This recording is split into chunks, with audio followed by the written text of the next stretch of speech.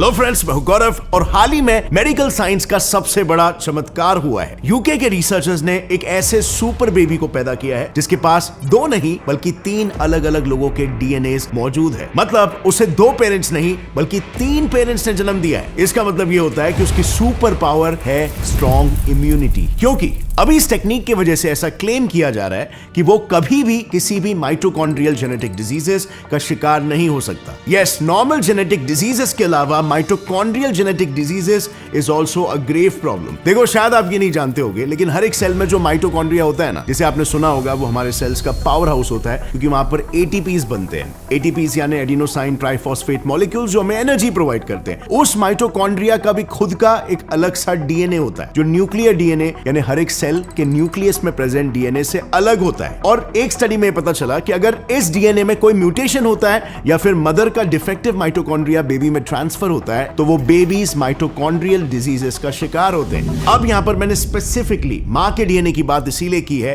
क्योंकि स्पर्म का माइटोकॉन्ड्रिया उसके टेल की शुरुआत में यहां पर प्रेजेंट होता है। सो फर्टिलाइजेशन के दौरान जब स्पर्म और एग सेल्स फ्यूज होते हैं तब हेड को छोड़कर बाकी सारा पार्ट डीजेनरेट हो जाता है। सो अल्टीमेटली बेबी के अंदर मां का ही माइटोकॉन्ड्रिया रह जाता है। अब इन माइटोकॉन्ड्रियल डिफेक्ट्स का रीजन जानने के लिए रिसर्चर्स ने एक सर्वे किया, जिसके लिए उन्होंने 26 से 42 इयर्स की एज के 21 फीमेल्स के एग सेल्स को स्टडी किया। इस स्टडी में उन्होंने ये पाया कि 26 से 36 के एज ग्रुप में सिर्फ एक ही फीमेल एग सेल में माइटोकॉन्ड्रियल म्यूटेशंस है, whereas 37 से 42 के एज ग्रुप में 6 फीमेल्स के एग सेल्स में माइटोकॉन्ड्रियल म्यूटेशंस है। और इससे ये कंक्लूजन आया कि बढ़ते एज के साथ साथ माइटोकॉन्ड्रियल डिफेक्ट्स के चांसेस भी बढ़ने लग जाते हैं। और अगर इन फीमेल्स ने इस एज में बच्चे पैदा किए तो उनके बच्चों को माइटोकॉन्ड्रियल डिसऑर्डर्स होने की प्रोबेबिलिटीज बढ़ जाती है। और ऐसा इसीलिए क्योंकि देखो, हमारी ह्यूमन बॉडी एक मशीन की तरह काम करती है और सभी मशीन्स की ही तरह इसमें भी वक्त के साथ साथ एरर रेट्स बढ़ते चले जाते हैं। मिसाल के तौर पर हमारे बॉडी के कोर प्रोसेस डीएनए रेप्लिकेशन को ही ले लो। इसमें 1 मिलियन न्यूक्लियर बेसेस के अरेंज होने पर एक बेस का एरर या सिंपली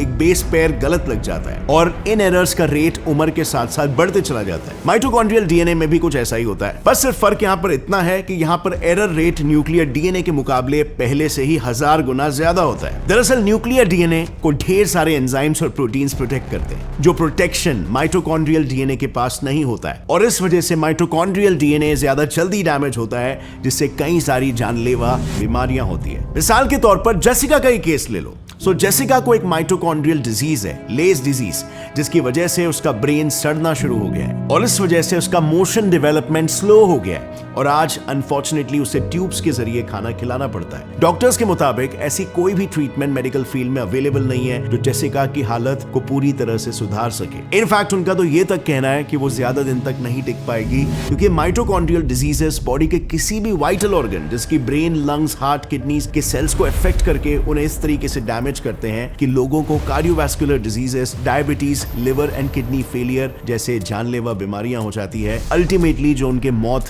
का कारण बन जाती है। अब इन सभी डिजीजेस में से कार्डियोवैस्कुलर डिजीजेस इन पर्टिकुलर सबसे ज्यादा मौतों का कारण बनती है, जैसे इस रिपोर्ट में आप देख सकते हैं। सिर्फ यूके में माइटोकॉन्ड्रियल म्यूटेशन की वजह से हर साल 150 से भी ज्यादा बच्चों की मौत हो रही है। और अगर मैं ओवरऑल वर्ल्ड की बात करूं तो हर 5000 में से एक इंसान माइटोकॉन्ड्रियल डिजीजेस की वजह से मरता है। बट फ्रेंड्स, ये सब होपफुली नॉट एनी मोर, क्योंकि साइंटिस्टों ने ऐसे इरिवर्सिबल डैमेजेस को दूर करने के लिए एक बेहतरीन तरीका ढूंढ निकाला है। वही तरीका जिसे मैंने पहले इस वीडियो में आपको इंट्रोड्यूस किया था, 3 पेरेंट बेबी। साइंटिस्टों ने इन 3 पेरेंट बेबी को बनाने के लिए सबसे पहले माइटोकॉन्ड्रियल प्रोसेस को डिटेल में स्टडी किया। उन्होंने देखा कि माइटोकॉन्ड्रिया में एटीपी बनाने के लिए जो एंजाइम्स लगते हैं, वो एंजाइम्स जल्दी बन सके, इसीलिए सेल उनके इंफॉर्मेशन न्यूक्लियस के डीएनए में नहीं बल्कि माइटोकॉन्ड्रिया में मौजूद डीएनए में स्टोर करता है। और अगर ये एंजाइम्स ऑन द स्पॉट नहीं बने तो बॉडी फंक्शन करना बंद कर देती है, जैसे कि बेन के केस में हुआ। दरअसल 11 साल के बेन को हाइपोटोनिया नाम का एक ऐसा जानलेवा जेनेटिक डिसऑर्डर था जिसमें मसल्स सॉफ्ट हो जाते हैं, जिससे बॉडी के बेसिक मोशंस ठप पड़ जाते हैं। इनिशियली बेन के पेरेंट्स को लगा कि बेन की डेवलपमेंट बाकियों के मुकाबले काफी स्लो है, पर जब 9 साल की उम्र में वायरल इन्फेक्शन की वजह से उसके टेस्ट किए गए तब ये पता चला कि बेन की किडनी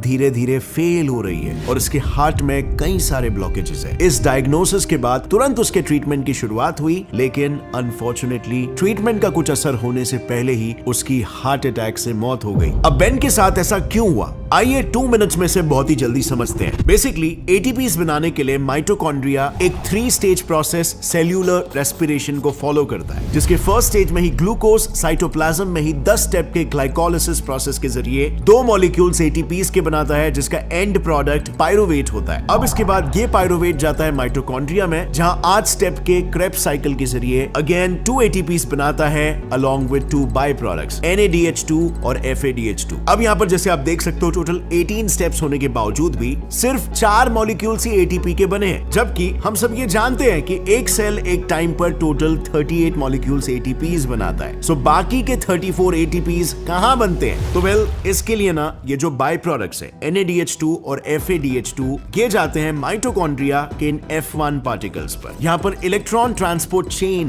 प्रोसेस के जरिए 34 एटीपीज प्रोड्यूस होते हैं, और इस प्रोसेस में बेसिकली NADH2 और FADH2 में मौजूद high energy electron series of electron acceptors relay करते हैं, यानी पास ऑन करते हैं, जैसे वो कोई पासिंग द पार्सल गेम खेल रहे हो, और इस दरमियान उनकी एनर्जी झट से एटीपी में ट्रैप कर दी जाती है। अब अगर माइटोकॉन्ड्रिया ही डिफेक्टिव होगा तो सिर्फ 2 ही एटीपीज फॉर्म होंगे, क्योंकि बाकी के 2 प्रोसेसेस क्रेब्स साइकिल और ETC दोनों माइटोकॉन्ड्रिया के अंदर होते हैं। सो अक्सर ऐसे केसेस में क्या होता है? वेल इस एटीपी लॉस को कॉम्पेंसेट करने के लिए cells plan B which is lactic acid fermentation को अपनाता है, जो यूजुअली हमारी बॉडी सिर्फ विगरस एक्सरसाइजेस के दौरान ही इस्तेमाल करती है, यानी anaerobic form of energy generation. इस प्रोसेस में ग्लूकोज नॉर्मल 10 स्टेप के ग्लाइकोलिसिस की जगह पर 3 स्टेप्स में ही 2 ही एटीपीज फॉर्म होंगे। इस प्रोसेस का by product lactic acid further breakdown ना होकर मसल्स में एक्यूमुलेट होने लगता है। And even during regular work mitochondrial genetic disorders से जूझने वाले लोग ऐसा फील करते हैं जैसे वो 24 घंटे एक्सरसाइज कर रहे हो, क्योंकि लैक्टिक एसिड उनके मसल्स में एक्यूमुलेट होने लगता है। सो नॉर्मली जब आप वर्कआउट करते हो और आपके मसल्स सोर होते हैं, एक्सरसाइज करने के बाद मसल्स दुखता है, राइट? वो इसी लैक्टिक एसिड एक्यूमुलेशन की वजह से होता है। मसल्स में एनर्जी नहीं बचती, मसल फटीग्ड फील करता है। Now let me also ask you, अगर आप 24 घंटे एक्सरसाइज करोगे और आपके मसल्स में कॉन्स्टेंटली लैक्टिक एसिड एक्यूमुलेट हो रहा है, including the cardiac muscles of your heart, तो अब आप बताओ इस केस में क्या होगा? Obviously heart failure and thereby death, जैसे बेन के साथ भी हुआ था, क्योंकि lactic acid H+ ions produce करता है, जिसके वजह से बॉडी का pH इम्बैलेंस हो जाता है। And now as we know, body में मौजूद अलग अलग एंजाइम्स अलग अलग pH लेवल्स पर काम करते हैं, और ये बॉडी के कॉन्टेक्स्ट में बिल्कुल वैसा ही है जैसे हम इंसान भी ना बहुत ही ज्यादा ठंड में और ना ही बहुत ही ज्यादा गर्मी में काम कर सकते हैं। हमारे बेस्ट एफिशिएंसी के लिए ऑप्टिमम कंडीशंस चाहिए होते हैं, और उसी तरह एंजाइम्स के साथ भी ऐसा ही होता है, और सेल्स में pH इम्बैलेंस की वजह से वो काम करना बंद कर देते हैं। इसका अल्टीमेट रिजल्ट होता है सेल्स का नॉन फंक्शनल हो जाना, which ultimately leads to organ failures. अब जब साइंटिस्टों को ना इन डिसऑर्डर्स की फसाड की जड़ मिल गई, जो कि म्यूटेटेड माइटोकॉन्ड्रिया, तब उन्होंने सोचा कि क्यों ना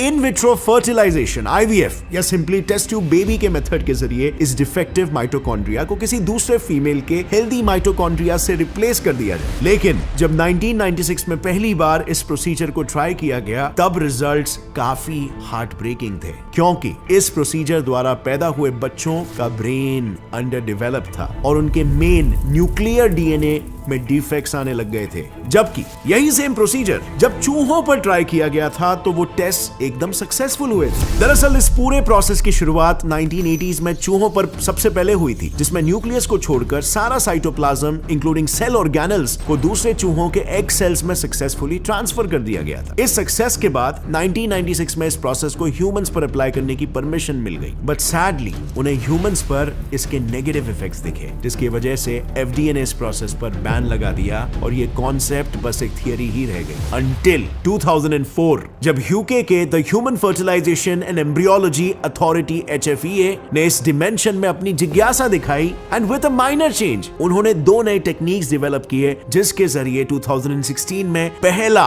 3 पेरेंट बेबी पैदा किया गया जो सभी डिजीजेस से इम्यून था। अब सवाल यहाँ पर यह आता है कि UK के इन साइंटिस्टों ने आखिर ऐसा क्या किया? वेल, इसमें से सबसे पहली टेक्निक है प्रो न्यूक्लियर ट्रांसफर। बेसिकली ये एक 3 स्टेज प्रोसेस है, जिसका फर्स्ट स्टेज है IVF। इस प्रोसीजर में डॉक्टर्स सबसे पहले हेल्दी माइटोकॉन्ड्रिया वाले डोनर एग सेल्स को लेते हैं और फिर IVF टेक्निक के जरिए पेरेंट और डोनर दोनों के एग सेल्स को मेल पेरेंट के स्पर्म के साथ फर्टिलाइज करते हैं। इस फर्टिलाइजेशन के तकरीबन 12 से 18 घंटों के बीच वो प्रो न्यूक्लियाई जो स्पर्म एंड एग दोनों के मटेरियल से बना होता है उसे एक्सट्रैक्ट करते हैं। क्योंकि ये वो समय है जब फीमेल और मेल दोनों के न्यूक्लियाई विजिबल होते हैं, इससे डॉक्टर्स ये पता लगा सकते हैं कि जो जेनेटिक मटेरियल्स पेरेंट से पास हुए हैं वो हेल्दी है या डिफेक्टिव है। अगर वो प्रो न्यूक्लियाई हेल्दी हुआ तो फाइनली उस प्रो न्यूक्लियाई को डोनर एग सेल में ट्रांसफर किया जाता है और इससे एक हेल्दी सुपर बेबी पैदा होता है। बट इसमें एक छोटी सी प्रॉब्लम है, जैसे कि आप देख सकते हो इसमें एक पूरा का पूरा हेल्दी एम्ब्रियो डिस्कार्ड किया जाता है, विच इज अनएथिकल। सो इसे टैकल करने के लिए डॉक्टर्स ने दूसरे मेथड को इजाद किया, मैटरनल स्पिंडल ट्रांसफर। वेल,